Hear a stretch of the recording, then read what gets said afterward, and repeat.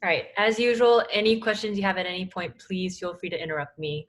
Topic 4 is an introduction to Python libraries, and two of the most popular libraries that we're actually going to be using a lot of through the course of our program are Numpy and Pandas.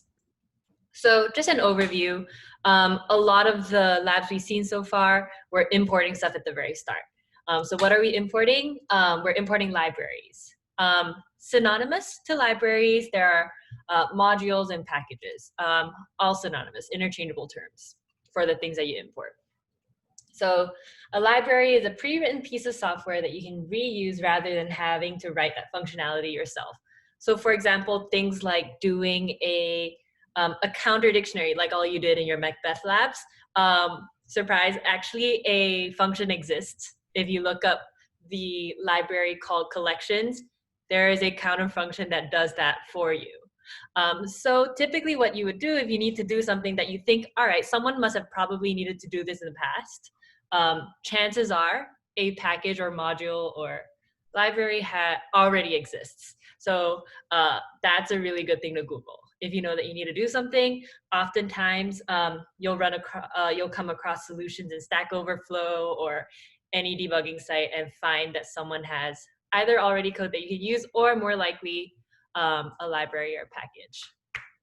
So an example here, instead of having to write the code from scratch to plot a bar chart, you can use the matplotlib library. And matplotlib we'll be talking about on Thursday.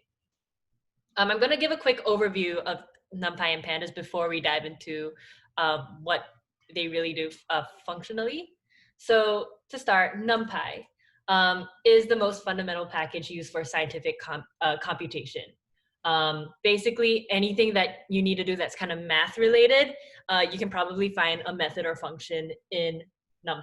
So there's a lot of functionality for mathematical operations on vectors and matrices.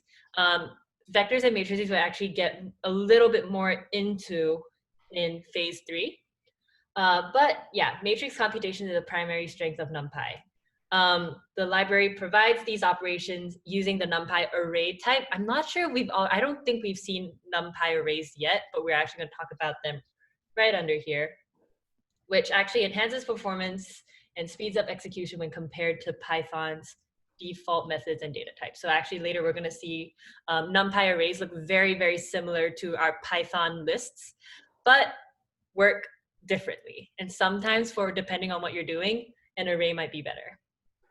So we'll get into Numpy arrays later and a few of the things that Numpy does. But the next library that we're going to be looking at later is Pandas. And Pandas is a package designed to work with relational data and replicates the functionality of relational databases in a simple and intuitive way. So basically tables. Anything that exists in a table format, you would likely use Pandas to work with that data. It's a really great tool for data wrangling. You'll see with every single one of your projects, especially ones that have data in like CSV files or Excel files, you'll be using Pandas to like parse and clean and just work with the data. So Pandas is actually designed for quick and easy data cleansing, manipulation, aggregation, and even has some built-in visualization methods. Within Pandas, it's important to be aware of the two different data structures. There are Pandas series. So a series is a one-dimensional array. So basically you can think of that as like a single column of data, or if you're just like, taking down like, the heights of everybody in the room, that would be taken down in a series. Two-dimensional is a data frame. So basically you're taking the height, but also the weight of everybody in the room. Height and weight of everybody in the room, because you have more than one column, it would be a data frame. Just something to note that a one column data frame is still different from a series. Just like certain methods, and we'll actually go more into it tomorrow, certain methods work specifically in series and some specifically on data frames. For the most part, we'll be working with data frames, unless we're doing specific operations on just one column of the data, we'll be working with series. So these data types can be manipulated for analytical needs. And here are a bunch of different ways that Pandas may come in handy, and we'll actually get into a lot of these today and tomorrow. Deleting and adding columns, converting data structures to data frame objects. So if your data happens to be in like a dictionary format or lists or tuples, converts to data frames. There are built-in methods that convert these types into data frames pretty nicely. With Pandas, you can actually handle missing data and outliers, a lot of grouping and aggregation functionality.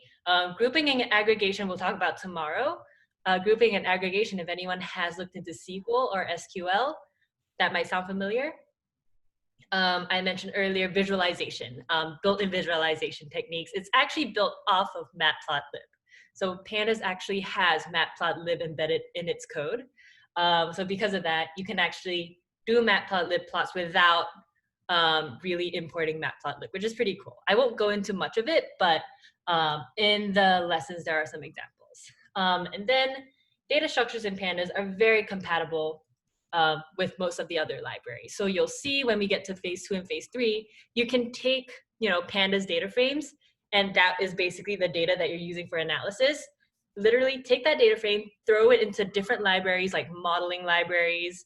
Actually, for the most part, it is modeling libraries, visualization libraries. If you work with, I think if you see on the homeroom, I mentioned that for visualization on Thursday, there are 2 main libraries. Seaborn works very, very well with data frames. But back to Pandas. Yeah, just very, very compatible with other libraries. Pretty much any data science project that you'll be doing, you will be using Pandas. So it's really important to get this strong Pandas foundation down. Aside from this, I do have a bunch of practice Pandas questions. I know a lot of students actually like to go through those. I won't be going through them, but I'll be sending them out tomorrow morning just for you guys, so that you guys have this to practice. All right, any questions before we get into the code itself?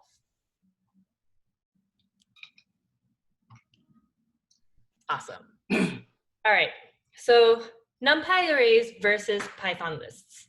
So to use arrays, we have to import NumPy. And this import NumPy is NP.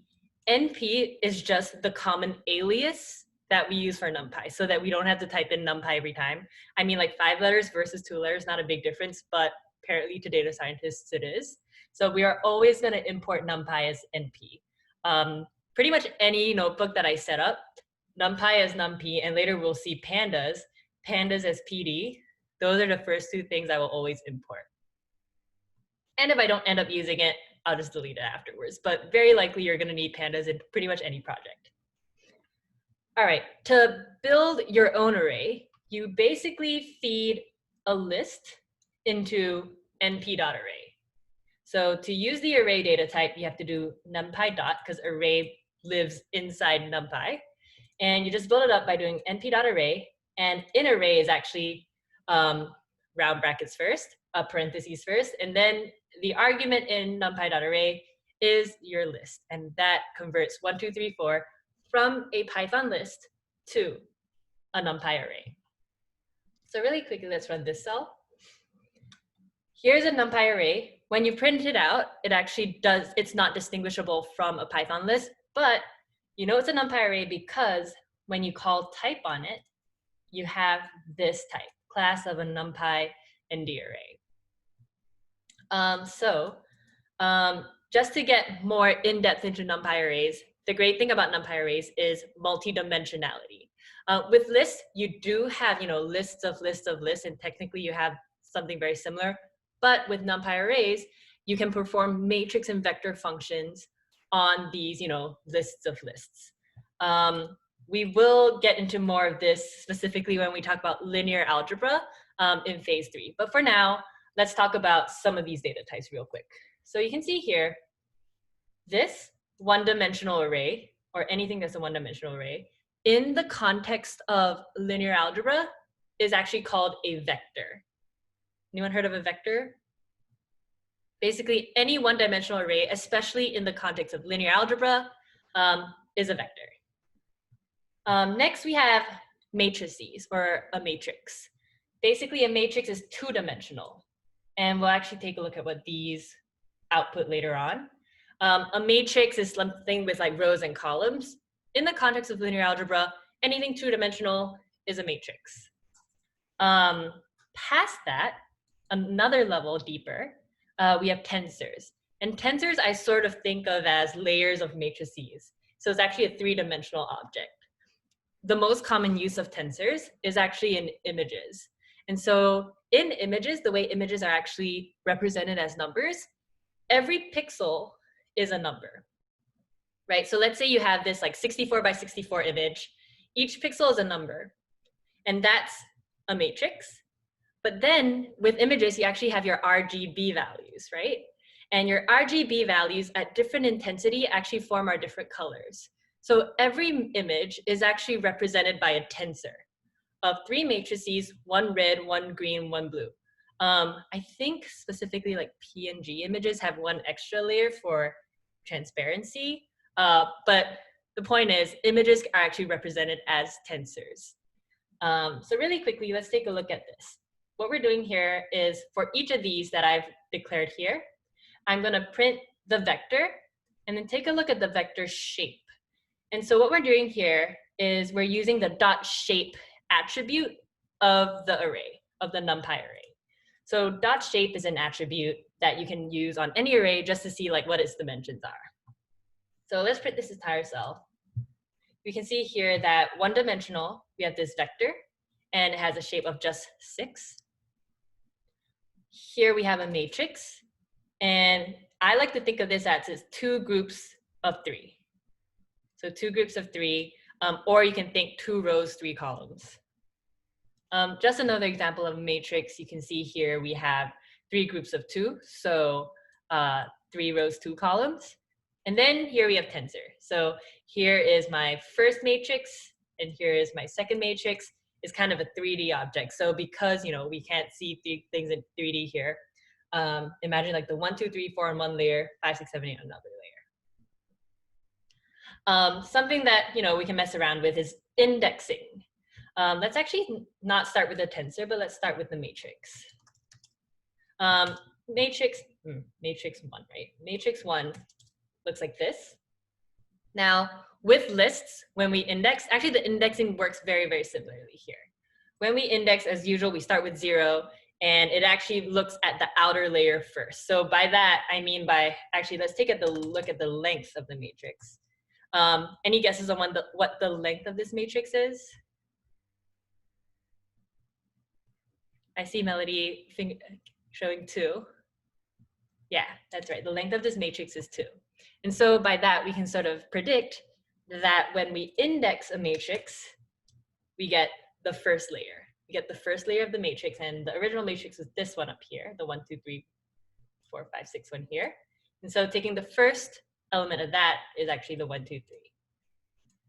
Just so we can get a little bit more into it, we can index it again, because this is also an indexable object. So we can do things like 0 and then 1 to get like the number 2 out. Very similarly, we could get into the levels of a tensor. So very quickly, and I have this cell here for you to mess around with if you want to take a look. But for example, we can get the second matrix within the tensor.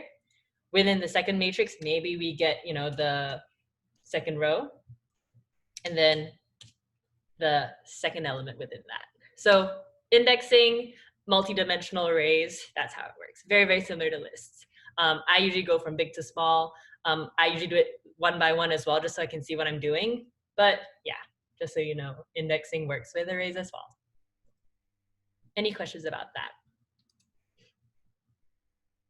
Cool. Now, this part I think is really important to know about Numpy arrays. The thing that makes Numpy arrays different from lists is that it allows for something known as broadcasting. And broadcasting happens when you perform operations across arrays with a different number of dimensions. I'm going to say this sentence first and explain it a little bit later. Numpy makes duplicates of the lower dimension array as long as the higher dimension array contains the same shape in order to execute the operation, and order the dot shape tuple matters. And so basically what we have here, I have this scalar 4. And I think I haven't gone through what a scalar is, but scalar is basically one less dimension than a vector. Scalar is just a single number. So I have this scalar, or basically just this number 4, And I have this vector, and I think this vector is 1, 2, 3, 4, 5, 6. The really neat thing about Numpy arrays is it broadcasts. So when I do vector plus scalar, if it was just a list, it would give me like a list and int cannot be added or something like that error. But because it's a Numpy array, it broadcasts the plus scalar onto every element of the vector. So let's take a look. Here the vector we had 1, 2, 3, 4, 5, 6. And then when I did the vector plus scalar, I didn't even need to tell it to do anything. Typically with a list, I might have to do like a for loop or a list comprehension. But with a Numpy array, it does the broadcasting automatically. You get 5, 6, 7, 8, 9, 10. And so what I mean by, so that's what I mean by it makes duplicates of the lower dimension array as long as the higher dimension array contains the same shape. So this part, the higher dimension array contains the same shape. I'm going to demonstrate that here. So here I just have this vector 1, 0, 1, and I have this matrix of 1, 2, 3, 4, 5, and 6. Let's actually run this and take a look and see what these look like. So I'm going to print v1 and then print m1. And right here, I have this operation of m1 minus v1. Now, any guesses if this will work or not? Good, I see like subtle head shakes. All right, and I'll explain why that is the case. So operands could not be broadcast together with shapes 3, 2, and 3. So basically what we have here, what we have in M1 is actually 3 groups of 2. But V1 is a group of 3, right? So imagine you're trying to force something that comes in 3s onto something that comes in 2s. The broadcasting doesn't work. And so just to show an example of why it must contain the same shape, this would only work if it also contains 3s. If matrix 1 also contains 3s, or if V1 was something that was length of 2. So just to take a look, if I like edit this to have it become 1, 2, 3, 4, 5, 6, I think that's right. And let's run this again. That should work. And then you can see that for each of the groups of 3s of the matrix, from 1, 2, 3, and then 4, 5, 6, we have taken away 1 from the first and the last element in each triple. So that's the idea of broadcasting. They take the lower dimension array, so the vector, and they're sort of duplicating it and broadcasting it to the larger dimension array as long as the shape matches. So, a little bit harder question. This is tensor 2. Oops, did I not have tensor 2? All right, let's just do with tensor. All right, so this is a tensor. What shapes of matrices and vectors can be broadcast onto tensor 2? Actually, this is an easy one because the shape of tensor 2 is literally 2 by 2 by 2. But just for the sake of it, what shapes of matrices and vectors can be broadcast onto tensor 2? Just like, what's the word, conceptually. I see Mark with holding a 2, you're right, yeah. Any vector of a length 2 can be broadcast on, and you were pulsing the 2 a little bit, so I'm guessing that that means 2 by 2, yeah. So any 2 by 2 matrix or any length of 2 vector can be broadcast onto this tensor. Broadcasting also is brought along to pandas, so later we'll see that when we get into pandas. But yeah. One last thing for NumPy. NumPy has built-in methods for creating arrays that might be useful in practice, and these methods are particularly useful. NumPy.zeros, and you feed it in a shape. So for example, something that's kind of common is sometimes you want to start with an array of zeros, and then it does depend on the function. I'm trying to think of a solution right now. So let's say you're running a test 15 times, and you want to like store your values of that test result, for example.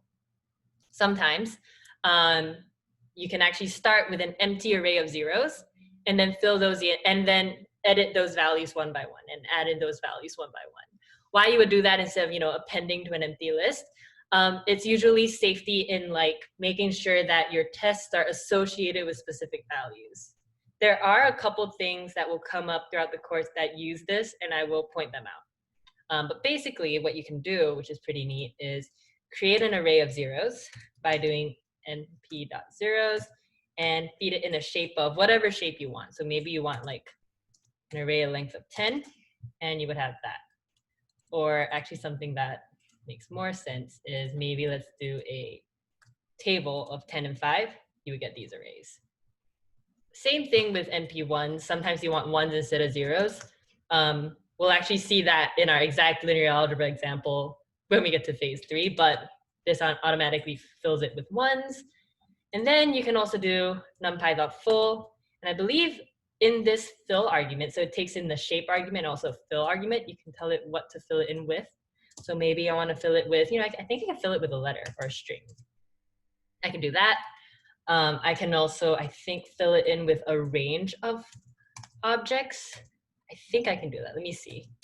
And that's 10 and 5, and let's do 50. I guess that doesn't work. Oh, no. Range works like this. Never mind. I think there's a way to fill it with a range of values. I'm not too sure how the syntax works, but I know that there's a way. So let's just do this. You can fill it with any value you want. Anything works. Cool. So those are like the basics of NumPy. NumPy has a lot of mathematical operations as well that you'll come across. Like, for example, they have a built-in square root method that I use a lot. They have a log method for logarithms, exponents, all built into NumPy. So if you ever need to do any mathematical operation that you can type on the keyboard, very often NumPy will have them built in as well. That's just a quick Google. If you ever need to take the log of something, you can just look that up, and NumPy actually has an np.log. Any questions before moving on from NumPy?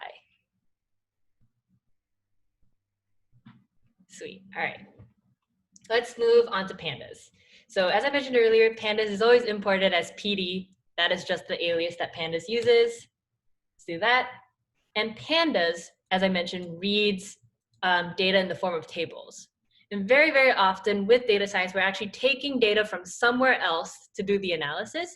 So very often, and actually in your first phase project, you'll see that a lot of the data files for your first project are going to be provided in the form of CSVs.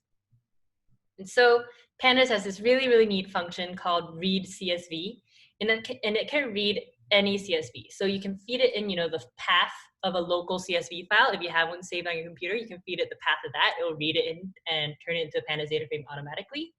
And this can also take CSVs from the internet.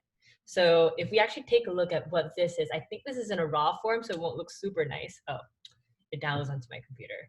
But anyways, yeah, the CSV exists at that address, and you can do a read CSV. And it'll automatically turn that into a data frame. This is one of the arguments in read CSV. I know that this CSV has a lot of null values, and I'm just filling it in with a question mark for now. And so if I run this, and actually let's take a look at what CarDF looks like. Very awesome. We have our data frame in this really nice interactive format here, and this is a data frame. So super cool. You can see that there are these columns, and there's this this leftmost column is the index, and it's very important to know that index is not the same as a data column. An index is an index. It's a particular data type within data frames. This looks a lot like I don't really understand. This looks a lot like SQL, kind of. So kind of. Are they related in some way, or are they alternatives, or how do those two interact, I guess? Absolutely. So pandas is the data type that Python uses to make sense of data tables. Okay. SQL is an actual database type. So a lot of companies store their data in SQL databases. Okay. And SQL has its own query language that you can use to query data and filter data. And so SQL can be done without Python. There are like a bunch of softwares that different companies use to just work with SQL data. They would like put in their query and it'll automatically export to a CSV. Okay. We would then take that CSV and use Pandas to read it in Python in our Jupyter notebooks. Okay. Does that sort of like have a distinction? What's kind of confusing is that when we get to the SQL section, we're actually going to take SQL, we're going to query it, and we're actually going to automatically port our SQL results into Pandas. So I think that might be like where it's like not clear where the boundary is. So you could, I mean, so you could potentially like create a data frame just using Python, or you could have it in SQL and then reusing SQL language. Yep, that's right. So in Python, without doing this read CSV, we can also create our own data frames and actually walk through like other ways of creating data frames of like data that doesn't really exist in its full form yet. But yeah, usually if you're working with SQL, data is already there. Maybe you have like tens and like dozens of tables in a SQL database, and then you would like pull that out and pull out only the specific data you need, and then read it in with Pandas to do your analysis. Okay. Yeah, just a disclaimer, you can actually also do a lot of analysis within SQL, but not too many people do that because the language is a little more complicated. And like you can actually totally write functions in SQL as well. That's like super advanced. I haven't seen any data science roles that need that level of SQL. But just so y'all know, SQL does have that functionality as well. Got it. I noticed that when you typed this command, it only showed part of the data. How would you see all of the data? Yeah, that's a great question. So just by default, it's not going to show me like 400 rows. There is a Pandas display max rows. Let me see. I don't remember exactly what it is, but if you do, there we go. I think if you put this line of pd.options display max rows as like 999, and I think if I put it up here, automatically it'll do this. Typically, because as we get more and more into the program, you'll be working with data sets that are like thousands and thousands of rows. You don't want to do this typically, but yeah, that's a way to get it to show everything. I think because I ran this, so this you would only need to run once in your notebook. Because I did this, I think for the rest of this notebook is going to show all the rows, but it doesn't matter. You can do this with rows. Some data sets have a lot of columns, and there's the exact same command for display max columns. But within that, let's actually first look at, no, I'll get into that later, but there are other methods that you can use to inspect specific parts of the data frame. I'll get into that later. Let's see, so we did read CSV. Let's say you do a bunch of analysis, you do a bunch of cleaning, mostly cleaning, and cleaning is actually something that you're all gonna do in, well, topic 5, the next topic tomorrow, as well as in your phase 1 project. So let's say this was super messy data. I cleaned it all up. Everything looks really nice now. All the missing values are filled in nicely. One thing you can do is you can actually port a nice clean data frame into a CSV file, and it can be reused for other analysis. Maybe, you know, I'm working with this in this notebook, but this notebook is now really, really messy. I just want to start on a new notebook and do my analysis there. We have this toCSV method that's really, really helpful. So what we would do here is the data frame lives in this variable car_df. I would call the car_df and use the toCSV method, feed it in whatever name of the CSV I want. Index equals false because sometimes, because we don't really have like a custom index, and I'll talk about custom indexes tomorrow. But basically, you can turn this into a CSV file that we can open up. So for example, if I run this, actually a cool thing now, you can see here, I don't have a, what's this called? Cleaned cars CSV. Cleaned cars CSV is not on my messy desktop. But if I run this, you'll see here that it actually creates this clean cars CSV. Pretty cool, created seconds ago. I can open it up and you can see all my information is like this, CSV. Does anyone actually know what CSV stands for? Because I only learned like way too late. Comma separated values. Absolutely. Yeah, that's right. CSV stands for comma separated values. I don't know why I just never thought about it. I found out way too late that that's what it stood for. So CSV, yeah, it's comma separated values because in its raw form, the values are separated by commas. So you can sort of see here, it's not very clear, but for each row, you have like, for example, 18, 8, 307 separated by commas. You might come across another data file type, TSV. TSVs, I think, are more space efficient. I think that's why they use it, but don't quote me on that. But TSVs stand for tab separated values. And they're just some data files that instead of commas, they'll separate with tabs. But cool. Oh, and to read TSVs, you actually still use the read CSV function. What's different is, actually, let me look it up and show you the documentation. Here, the read CSV here, there's a lot of different arguments that you can use here, but the main one here is delimiter is one, separator is one. I typically use the delimiter one, but I guess it's an alias for separator. It's kind of funny. I didn't know that.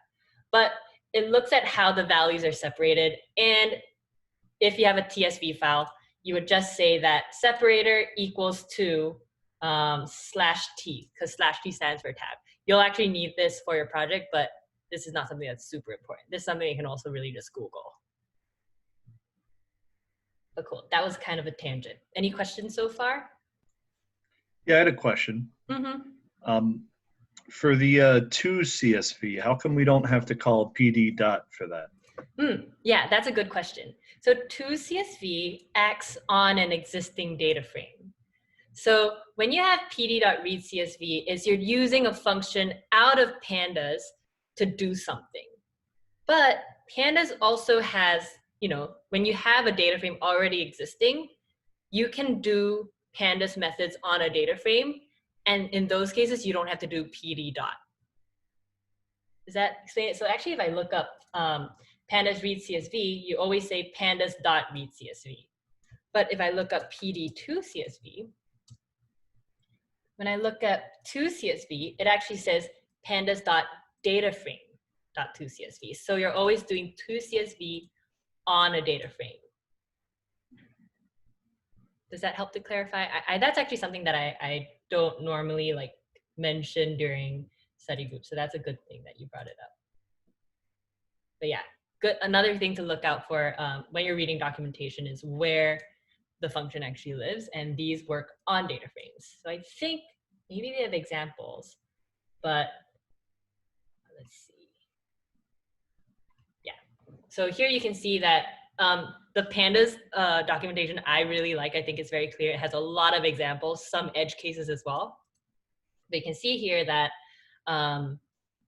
they're creating this data frame. We'll talk about why this looks like a dictionary, but you can just do to CSV. In this case, they're not putting the CSV file name, so you have this other zip file. But the more relevant one to us is you have out.zip to CSV running on the data frame, and yeah, that's how you create that CSV file. One thing I also really wanted to mention before we move on is pandas recently went through a huge update. They updated from 0.23 to pandas version 1, so anything that starts with a 1. One thing to look out for is that our learn environment, the environment that you set up your environment with, has the older version of pandas, if I'm not wrong. Actually, I can double check that. I'll double check that later, but I'm pretty sure it's the older version of pandas because the newer version has a bunch of different dependencies. So yeah, just most of the functions and methods are the same, but just to be safe, usually any function you look up will have 2 versions of documentation. You should look up the 0.231 just to be safe.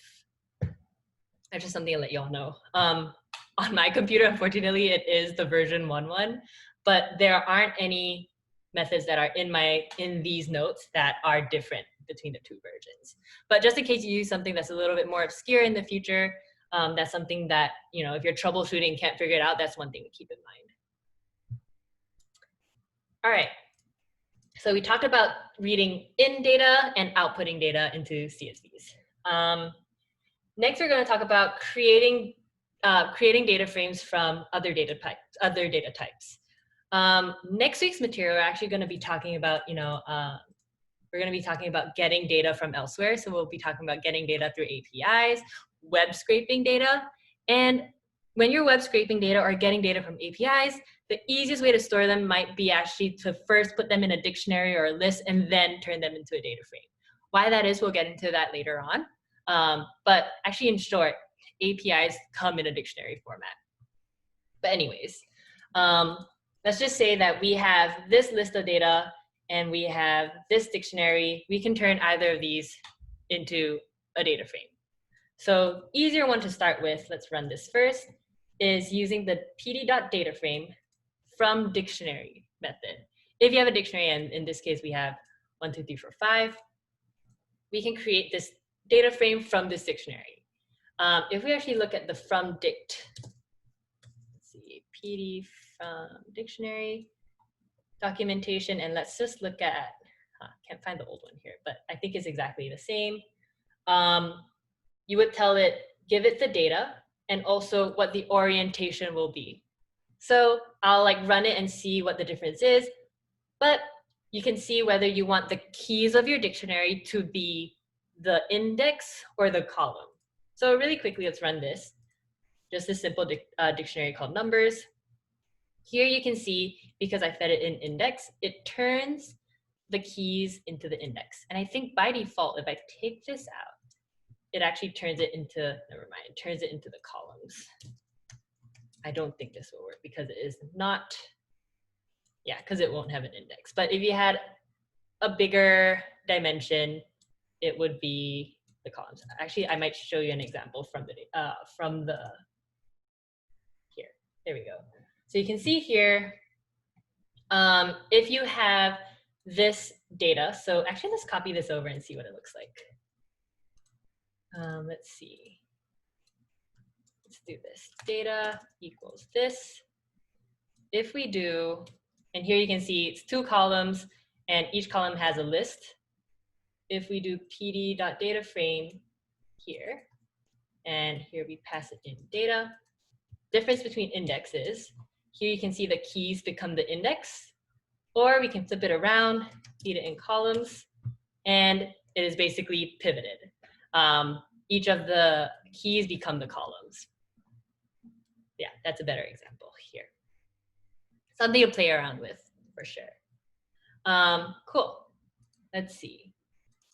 What does this do? All right, okay, yeah, I remember what this is now. So, all right, we have this numbers data frame. Let me move this down so it's relevant to what we're talking about next.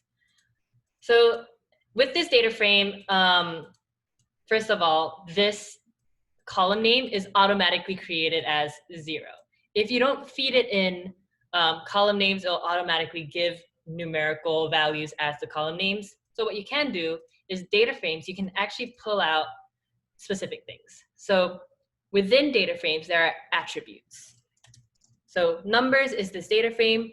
2 of the attributes I'm going to talk about now are index and columns.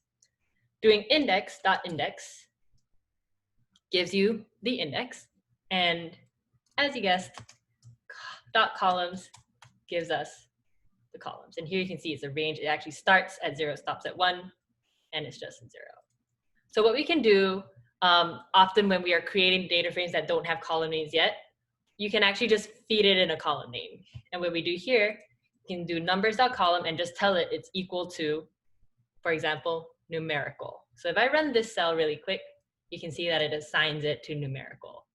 Slight downside, because I have only 1 column, a little bit strange that I'm giving it a list, but you have to give it a list type just because typically you have more than just 1 column. Next, here you can see that Spanish numbers I actually have here, where I created a list of like 1, 2, 3, 4, 5. I'm not a Spanish speaker, so apologies for that.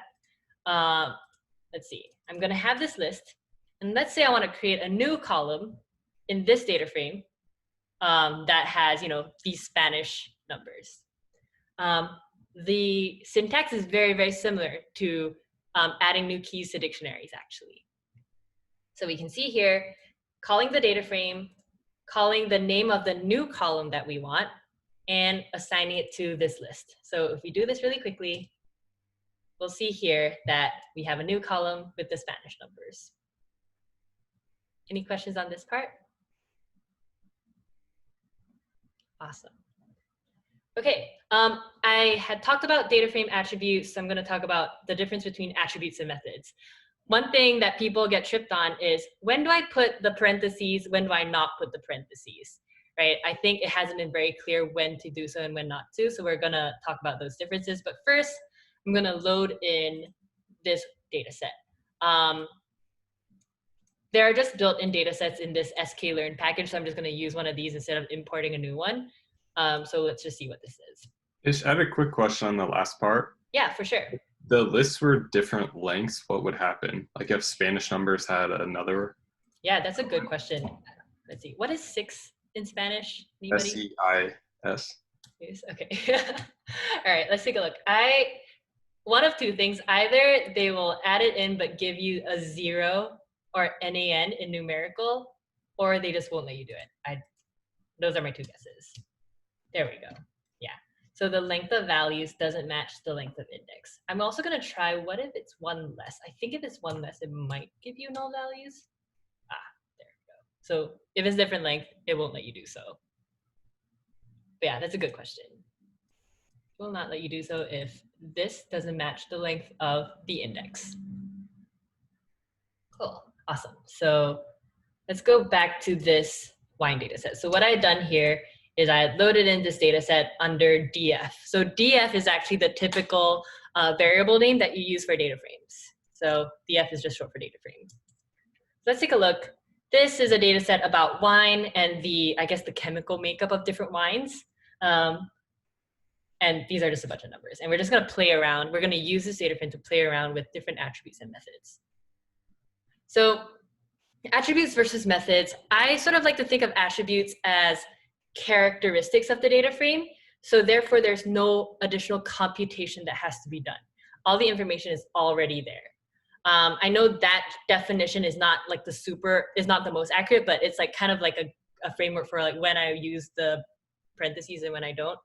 Attributes, anything that's a characteristic of the data frame, you don't need the parentheses. So for example, if I have df and I think I showed you this earlier, df.index, I get the index for the data frame, and here you can see it's a range as well. .columns, and in this case, we actually had the column names of like alcohol, malic acid, all of these chemical names. Other useful ones, D types. So in this case, I think it won't be as interesting because all of these data types are floats. Float 64 is just the specific kind of float. There will be, I think there's like a float 32 and a float 100 and something. And that is more about like I believe it's like the binary length of that number. Don't quote me on that though. But yeah, sometimes if you have different data types, like sometimes you have string data. Earlier we had our car data frame. We can actually take a look at that. And the D types of that will be different because with cylinders specifically, you only have integers. With the names, you had strings. And just another thing to point out is that string is not an official Pandas data type. It's known as object. And I think that comes from one of the other popular coding languages. I want to say JavaScript calls strings objects, but I'm not super sure. But yeah, just know that when you see object, it's a string. All right, so there's D types. Another one is shape. And shape we actually looked at with Numpy arrays as well. But very similarly, data frames usually only have 2 dimensions, just the rows and columns. So when you do shape, it'll show you how many rows, how many columns. And just could be useful. Maybe you want to cut down your data set to like, only the top 20 or the top like 1,000. That's something you do just to double check that you've done that. So those are all attributes. There are a lot more. But these are the main ones that I use to explore the data. So those are attributes. Next we have methods. And methods, I like to think of it, there has to be a little bit of computation done. I know computation is not the most accurate word, but that's sort of how I like to think about it. And this brings us back to, how do we inspect specific parts of our data frame? Most commonly to inspect our data frame, we would use the dot head and dot tail. So dot head, if I do dot head, by default, it will show us the top 5 rows of your data frame. Sometimes, you just need to see that the data makes sense. You only need the top 5 rows to do that. You can actually feed it in a number to see how many rows you want to see. Same with, even you can do less than 5 as well. Similarly, you have df.tail. I guess you can guess that instead of showing you the top rows, it'll show you the bottom few rows. So by default, it'll show you the bottom few rows. You can also give it an integer to specify the number of rows you want to see.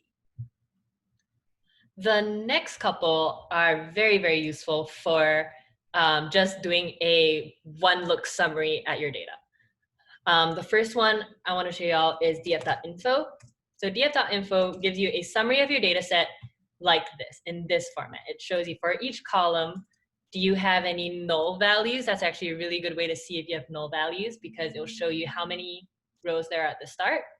And if you had null values, these numbers would not be 178. So this is like a good summary. It actually also gives you the D type, so a good summary table to look at. If you have multiple tables in your whole data set, this could be a good way to give you a preview of each one really quickly. Other than .info, there's also .describe, and .describe works best for numerical data, and we'll see why. .describe does the basic statistics for your data frame. It will only pick out the columns of numeric data. So actually, if we do it on the car df, we'll see that the car model name is not part of this, because it knows that you can't find the mean of the car name. So it just knows that automatically. It'll only do it on any float or integer column, and it'll give you how many are in that column, 178, because that's the number of rows we have. Very useful. We have the mean value, standard deviation, and your 5-point statistics. 5-point statistics is just another word for saying, finding your minimum, maximum, median, and then your 25th and 75th percentiles. We'll learn about box plots in 2 days, and that's basically a graphical representation of the 5-point statistics. But yeah, .describe, really useful one. Another one that I personally use a lot is na.sum. So to break it up, you can actually stack methods in one line for data frames and for NumPy as well. You can stack methods. I think we talked about this with string methods too. So very similarly, you can stack methods. Let's first look at isNA. What isNA does is it looks to see if there are null values. So isNA, as you can see what it does here, it does sort of a Boolean mask. So the term is Boolean mask of whether something is a null value or not. So it basically converts every value in your data frame to either true or false, whether depending on if it is a null value or not. So you can see here, I think they should all be false, because it is there are no null values in this data set. So do this isNA. Another really helpful thing to know, you can stack it with a .sum. And if you stack it with a .sum, first what it'll do is it'll sum up every value in every row. And so if I do this, you can see that it gives you a summary that each row sums to 0. And I don't know if I mentioned this, but in Python, if you mathematically do true and falses, true is 1 and false is 0. So for this purpose, very, very helpful, because if we had any null values, it would count the number of null values per column. Another thing, let's say you had many, many columns, and this is not super helpful because you can't scroll through all your columns. What you can do is you can do .sum again. Doing .sum again will give you just the total number of null values you have in your entire data set. Typically, it really depends on the size of your data set, whether you do the .sum twice, but yeah, you can use any of these methods however you want. Any questions on methods?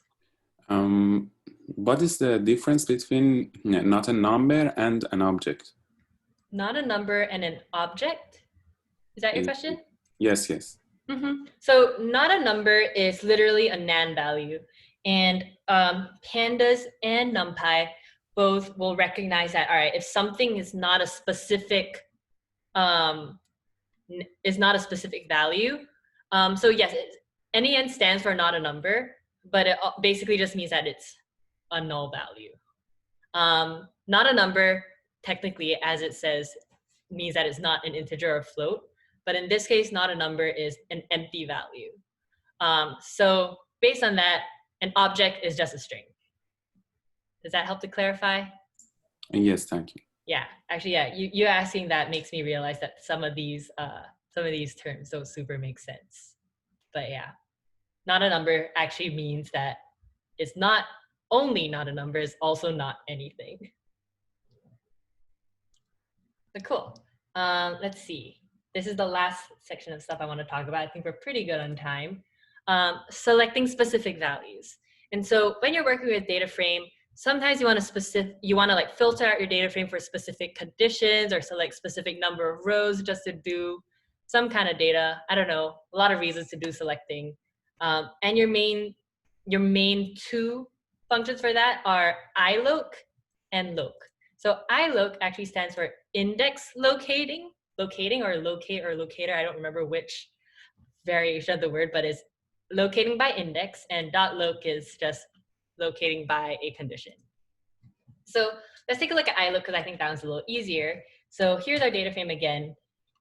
Iloc locates by index. So the kind of annoying thing is it is a method, but it's in square brackets instead of round parentheses. But with the iloc, you give it two arguments. You give it the rows and the columns, and it's in index form. So you can do this like you would with a string, or not with a string, with any other data type, with like a list or any iterable data type. You would first tell it, all right, let's say I want the first 10 rows. I can do like 0 to 10 as the first argument. And as a second argument, maybe I want, the 4th to the 8th column. So I would do 4th to 8th. And iloc would look like that. Just to look at like, edge cases of the syntax, let's say you want all the rows, but only the 4th to the 8th column. Typically what you would do might look kind of weird, but you would just give it a colon. And giving it just a colon with no value before and after tells it all the rows. So this will give you all the rows in just the 4th to 8th column. Cool. So you can play around the numbers. iloc just works by indexing. Next, you have loc, which is basically how you can filter your data frame by selecting by label or index, or by selecting with Boolean conditional lookup. So for example, I think because this is, let me just double check if this works. If I do this, and I can also look up by specific columns. There we go. If I'm looking up, let's say rows 0 to 10, and this works because the index is also numbers, and I just want the magnesium column, it'll give me these. And so here's actually where we come back and tie back to the difference between series and a data frame. When you're picking out a single column, it automatically turns it into a series. And so that's why it doesn't have that very nice, interactive format with the different like gray rows. This is a series object. If we actually take a look at the type of this, it is a pandas series. We'll actually take a look into a little bit more, but let's say I want magnesium and I want something else. Let me see, what's another? I think there was one called alcohol. If we run that, the type becomes a data frame because there's multiple columns. Let's just take a look at what that gives us. That gives us this, the magnesium and alcohol columns in this data frame. Question really quick. So can you do like anything you can do with iloc in loc? Because you can like go by index also? Yeah. I looked only for indexing, but Look can do indexing, names, and conditions. So the thing is with the regular look, this part works because the index happens to be a range object. So for here, I believe if I gave it like 4 through 8, it won't do this because it's actually looking up column names. Okay, gotcha. If that makes sense. Yeah. Okay. So here it would be like, let's go back to what it was before, magnesium and alcohol. Okay. So that's selecting by label and index. If these had like specific index names, and sometimes you actually can do that. Actually, let me do that really quick, just to show you guys one more method to demonstrate this. Let's set our index as, and set index is another method, and we can actually set it to be the alcohol column. Why you want to do this, we don't know, but you see here, we can set our index to be alcohol. And then with this, what we can do is we can pick out the ones that have a value of, I don't know, let's try just like 14.2. And let me just, you have to reassign this, and I'll explain more of this stuff tomorrow. But let's reassign this really quickly. Alcohol won't be here anymore. Let's see, what's another one that we can use? Let's look at ash. Magnesium and ash. And now you can see, apparently this is the one row that had an index of 14.2. These are all numerical, so not as helpful, but hopefully that also shows the difference between that. But basically, iLook selects by the value of the label of the index or the column name.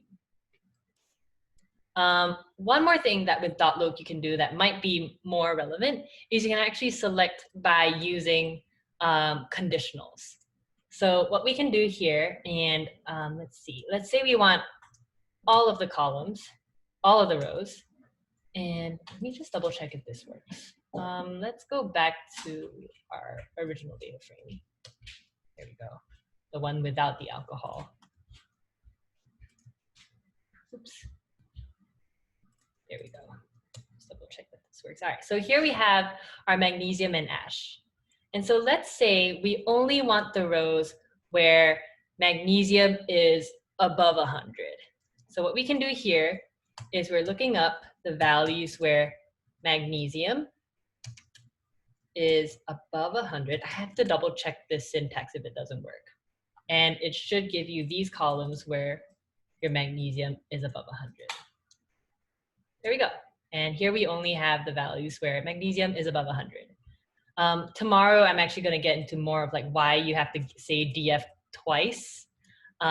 Is mainly because they're first masking this, but I'll talk more about it tomorrow, just so I don't repeat myself, because there's a couple things I want to talk about after this. But any questions on selecting so far? Yeah, can you combine iLoc and loc if you want to use the index in one direction and a title in the other? I actually am not, I don't think so, but I'm not too sure. I've never tried it, but my intuition is no, that you cannot. Usually what you would do is you would do like, let's say we want all the, let's see, let me think of an example. You can sort of combine it, but differently. Maybe you do, so, okay, I think I can sort of do it this way. So you know how when I do this df.loc, it outputs a data frame. And now that we've output this data frame, let's just put more columns just so you know. What are some short name columns? There's hue and proline. Let's add those two. Hue and proline. There we go. So here we have more columns. What you can do is you want to do a loc with a bunch of like filters first. You should be able to do a .iloc on top of this if needed. So just like you can stack methods, you can stack the selectors. So we can do an iloc here. And let's just say we want the first 10 rows and the first 3 columns.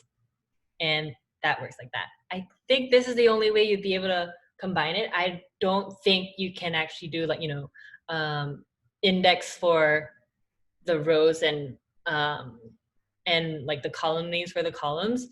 I guess unless your index is in this, as it is in this case, also numbers. I don't think it will work if your indexes weren't numbers. But something to check out. I think there's a bunch of good. Yeah, I have this .loc pulled up. A lot of examples on how you can do .loc. Yeah, Pandas has a lot of functionality. But yeah, any other questions? Yeah, I have one Mm-hmm. about columns, because it seemed like you used it twice. You used it as an attribute, but then you also used it to change a column name. Like if you did df.columns, it gave you an index object of the columns. But then up earlier, you did df.columns and set it equal to something. Yeah. So it's sort of the, what's the word that I was using for like immutable. So column names are mutable, basically. So actually I can set this to df2. Let's just set this small data frame as df2. And what I'll do here is I can do df2.columns. And you can see df2.columns has magnesium, ash, and hue. Let's say I just wanted to rename my columns into first, second, and third. Once I run this, it'll actually change the values of my column. So actually, yeah, you can use it for reassignment just because the column names are mutable. So if we do this really quick and output df2, you'll see that the column names change like that. Yeah, that's a good clarification. You could change the index names, but you didn't use index, you had to use set index. So set index is if you wanted to turn a specific column that already exists and turn that into the index. I believe you can do df dot, let's take a look at df2.index. df2.index is, let's see, how long is this? All right, so length of this is 10. All right, so with df2.index, I believe you can set this as well. I'm not 100% if the index is also mutable, but let's take a look. All right, I reset it to range 10, and as you can see here, with the same way the index works like that. But I think the only caveat is this length has to be the same as the existing index. Well, those are good clarifying questions. Anything else? Awesome. Let's see, we are a little bit over, and let's see. All right. Oh, my next meeting is with Derek, who's here. Cool. All right. Other things to take note with this topic. I know I said that everything in this topic is important. Good things to read are the lesson on data privacy and ethics, just a good read. There's not like coding in that one, but it's just, to be aware of, when, you can take data from places and what does it mean to use data in specific ways. And also explore Kaggle. So there's this website called Kaggle, and Kaggle's a great repository for, getting data. Often, like if students don't like the data sets that are provided in the projects here, you can just go into Kaggle and explore different data sets. If you want to practice your skills on something, you can pull a data set off of Kaggle. They have a lot of different things, different topics on pretty much anything, and you can play around with data there.